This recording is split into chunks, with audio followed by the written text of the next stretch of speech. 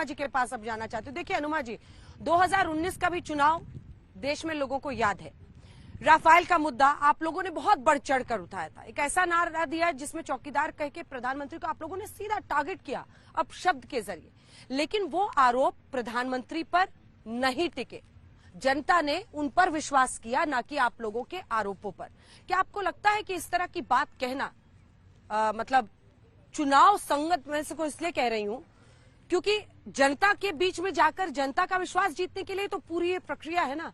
क्या आपको लगता है कि जनता इस पर विश्वास करेगी कि सत्ता में आएंगे और पीएम को, बीजेपी के नेताओं को जेल में डालेंगे? इस नैरेटिव को जनता समझेगी, वो भी ऐसे नेताओं पर जिनकी पार्टी के नेता भ्रष्टाचार के आरोप में कन्विक्शन झेल चुके हैं? अंजना जी, मैंने बहुत धैर्य से अपनी बारी का इंतजार किया। मुझे बोलने दीजिएगा जब मैं अपनी बात रखूंगी। तो मैं ये कहना चाहती हूँ कि सीधा पीएम, ये क्या सवाल हुआ? सीधा पीएम क्यों नहीं? पीएम ने कोई ऐसा कवच पहन रखा है कि वो भ्रष्टाचार करेंगे तो उनको छोड़ दिया जाएगा? हमारे देश के संविधान में तो नहीं लिखा है ऐसा। और जहां तक राफेल का सवाल है, परचेज ऑफिसर हूं, मैं जानती हूं, और मैं खुद लॉजिस्टिक्स ऑफिसर हूं। हमारी ही टीम ने उसकी टेंडरिंग की थी, तो मैं जानती हूं कि प्रधानमंत्री ने उसमें क्या भ्रष्टाचार किए हैं, अच्छी तरह जानती हूं। फाइल दोबारा जरूर खुलेगी। और मैं ये भी कहती हूँ कि आपका यह कहना कि प्रधानमंत्री के ऊपर सीधे आरोप लगा दिया, तो प्रधानमंत्री के ऐसे कौन से काम हैं जो उन्हें बताते हैं? अभी अपने आपके सामने आपने रिपोर्ट दिखाई, उसमें बोला हमने ओआरओपी दिया। अरे भाई, मैं खुद 25 साल की नौकरी किए हुआ, ओआरओपी तो आज तक नहीं मिला है। तो ये झूठ बोल गए सामने सामने। कांग्रेस शब्द बोल बोल के उनका कोई काम, अपनी लाइन लंबी नहीं कर सकते प्रधानमंत्री जी। जब बात करेंगे कांग्रेस को कोसेंगे। और आजकल तो मोदी बोलने का बुखार हो गया उनको। 20,000 से ज्यादा बार मोदी बोल चुके हैं पिछले 2 सालों में। कांग्रेस बोल चुके हैं कई सैकड़ों बार। प्रधानमंत्री जी अपने काम पर वोट नहीं मांगते। और आप तो जानती हैं, बंगारू लक्ष्मण वाली पार्टी है ये, प्रज्ञा ठाकुर वाली पार्टी है। क्या इनके ऊपर जो अभी जांच तो लंबित करी जा रही है, लेकिन क्या ये कोर्ट के दायरे से बाहर हो जाएंगे? तो कैसे आप कह सकती हैं कि सीधे प्रधानमंत्री पर आरोप? अभी सीएजी की रिपोर्ट में बहुत सारी बातें आई थी जिसमें पता चला था, यहां तक कि गृह मंत्रालय को आज तक अपने कोड हेड में, किस कोड हेड में क्या खर्च हो रहा है, उसका हिसाब नहीं मिला था, वो भी आपको मालूम है। उसके अलावा इतने सारे घोटाले सामने आते हैं, लेकिन दिक्कत यह है कि प्रधानमंत्री जी वाकई भ्रष्टाचारियों को पकड़ रहे हैं, एकदम कस के झप्पी पा के पकड़ रहे हैं और हर एक को अपनी पार्टी में लेकर आ रहे हैं। और उसके बाद जैसे ही लोग बीजेपी के डस्टबिन के अंदर घुस जाते हैं, उसके बाद उनके ऊपर से सारे आरोप हट जाते हैं, वो बेदाग हो जाते हैं। पकड़ रहे हैं ना प्रधानमंत्री जी भ्रष्टाचारियों को, जिस तरह से अभी पकड़ रहे हैं। और सारे बयान प्रधानमंत्री नरेंद्र मोदी के आत्मलिप्तता से भरे हुए हैं। मैं अहंकार से भरे, कपट से भरे, कुटिलताओं से भरे, और कांग्रेस का नाम लिए बगैर एक काम नहीं गिना पाते, जन सरोकारों का एक मुद्दा नहीं बता पाते। जब देखो बात करेंगे 370 की और इस तरह की बातें करते हैं जिससे लोगों को केवल भ्रम होता है। सबसे ज्यादा ऐसे प्रधानमंत्री जिन्होंने भाषा का स्तर नीचे गिरा दिया है, यहां तक कि वो ऐसे व्यक्ति हैं जिन्होंने ये कहा है कि देश के सर्वधर्म संभाव यानी कि सेक्युलरिज्म, उसको वो कहते हैं नकली टैग है देश पर। तो प्रधानमंत्री जी की अपनी भाषा में कहीं कोई रोक टोक नहीं है, ये आप देख लीजिए।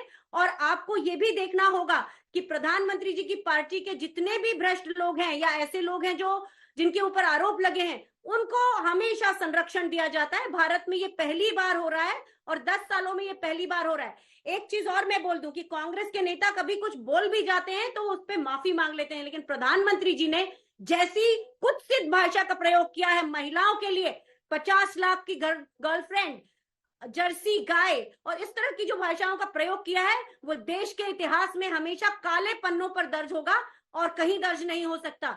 और तो और उनके ऊपर मानहानि का मुकदमा नहीं लग रहा है। नहीं तो जिस तरह से उन्होंने 2019 के चुनाव में फर्स्ट टाइम वोटर से कहा कि शहीदों के नाम पर वोट दे दो, अगर हमारे केचुआ यानी कि केंद्रीय चुनाव आयोग में रीढ़ की हड्डी होती तो प्रधानमंत्री के ऊपर मुकदमा दायर होना चाहिए था। इस देश ने बहुत कुछ झेला है और इस बार लोकतंत्र इसका जवाब देगा। मैं ये कह रही हूँ कि वो कह रही है कि कोई भी कानून से ऊपर नहीं है। जवाब दीजिए। हाँ बिल्कुल अंजना जी, सबसे पहले तो देखिए, भ्रष्टाचार की जननी कांग्रेस पार्टी है, भ्रष्टाचार कांग्रेस पार्टी का जुड़वा भाई है। और ऐसा क्यों कहते हैं आप?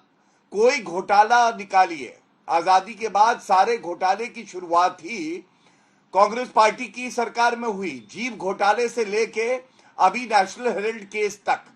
और ये पार्टी कांग्रेस क्या है समझिए इसे, गांधी परिवार ही कांग्रेस पार्टी है और गांधी परिवार के 3 सदस्य भ्रष्टाचार के आरोप पर बेल पे बाहर हैं। सोनिया गांधी, राहुल गांधी और रॉबर्ट वाड्रा पे भी भ्रष्टाचार के आरोप है।